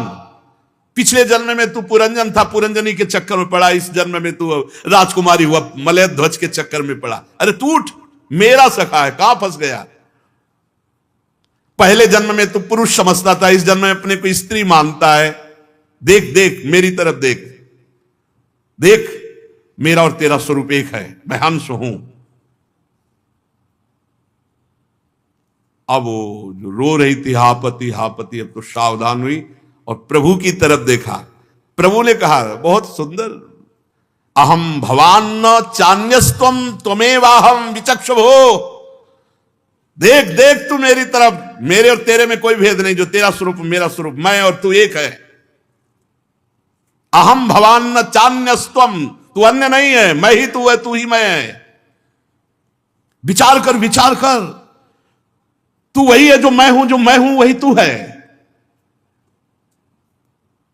देख, तेरे मेरे में थोड़ा भी अंतर नहीं। एक पुरुष अपने शरीर की परछाई को शीशे में, किसी व्यक्ति के नेत्र में अलग अलग देखता है, पर वो केवल शीशे और नेत्रों में ऐसे दिखाई देती, वो एक ही होता है। इसलिए मैं आत्म तत्व हूं, वही तू है। मेरे में तेरे में भेद नहीं। जो तू जीव है वो मैं ईश्वर हुई हूं। जो मैं ईश्वर हूं वही भूल करके इस नौ द्वार की देही में फंस गया। तू जाग, ए हंस तू जाग, ए मान सरोवर हंस तू जाग। भगवान जिसे जगाए वो जग न पावे भला, ऐसा कैसे। तत्काल जो राजकुमारी रानी बनी हुई रो रहे थे ना पुरंजन, तत्काल उसे आत्मज्ञान हुआ और वो भगवत स्वरूप हो गया। तत्काल सब राग मोह नष्ट हुआ, भगवत स्वरूप अर्थात अविज्ञात सखा में लीन हो गया। प्राचीन बर्ही, तुम वही पुरंजन हो जिसका मैंने कथा सुनाई, परोक्ष रूप से वर्णन किया, उसका स्पष्ट रूप से वर्णन सुनो। पुरंजनोपाख्यान का तात्पर्य देवर्षि नारद जी आगे। सार बात है भैया, हम सब बुद्धि और मन के चक्कर में फंस गए और फंस करके बार बार जन्म मरण का चक्कर भोग रहे हैं। कुछ नहीं करना है, 1 मिनट में हिसाब हो गया। पूरन सदगुरुदेव मिल जाए और केवल इतना कि उठ तू और कोई। ये साधना केवल असाधनों के त्याग के लिए कुछ चले, बस जागला। जैसे जगाया नहीं, उठ उठ, वो रो रहे हैं। ये क्रम चल, पुनरपि मरणम पुनरपि जननम पुनरपि, ये कब तक चलता है। ये जागो, कैसे जागे? जगे तो हैं अगर नाम जब चल रहा है। और सावधानी से देखो कि बुद्धि अगर हमको भोगों की तरफ ले जा रही है तो हमारी दुर्गति कराने वाली है। हम दृष्टा भाव से रहें, साक्षी भाव से रहें, इससे लड़ें, इसके अनुकूल न बन जाए, घुटने न टेक दें। और इतना जलाता है हृदय ये अंतःकरण, देखो ना आप जब ना कर दो तो कितना जलाता है। जो आप भोग रहे हैं जो भी, उसको ना केवल करो आप, फिर इनका तांडव देखो। मन और जब बुद्धि खिलाफ हो जाए ना तुम्हारे, फिर देखो तुम बार बार समझे नहीं आता, आप करें तो क्या, तो समझ में क्या फिर आता, फिर घुटने टेकने पड़ते हैं। हाँ बताओ, बोले हमको ये खाना है, लाते हैं अभी लाते हैं, ये दिखाओ, ये दिखा देते हैं। यही तो चल रहा है पूरा। इसी पुर के अंदर सारा खेल हो रहा है, देख लो ना, इसी पुर के अंदर सारा खेल हो रहा है। पाथफड़ वाला सर्प प्राण है, पुरंजनी बुद्धि है। जैसा बुद्धि निर्णय करे वैसा है। बुद्धि कहे ये राक्षस, तो हम चाहे जितना बड़ा महात्मा हो, हमारी बुद्धि कह दी तो मान लिया। और है कौन? साक्षात परमात्मा का अंश है, परमात्मा स्वरूप है। और भगवान हमारे साथ हैं।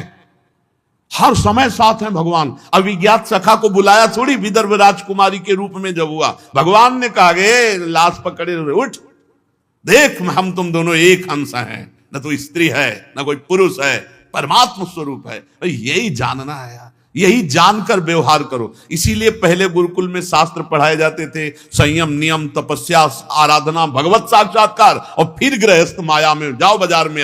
अब कोई तुम्हें नहीं पकड़ सकता। और यहाँ जन्म से माता पिता बालकें बुलावें, उधर भरे सोई जतन सिखावें, समाधान है भगवान की प्राप्ति। इसलिए खूब सत्संग ध्यान से सुनो और सावधान होकर ये जन्म अविज्ञात सखा भगवान की प्राप्ति के लिए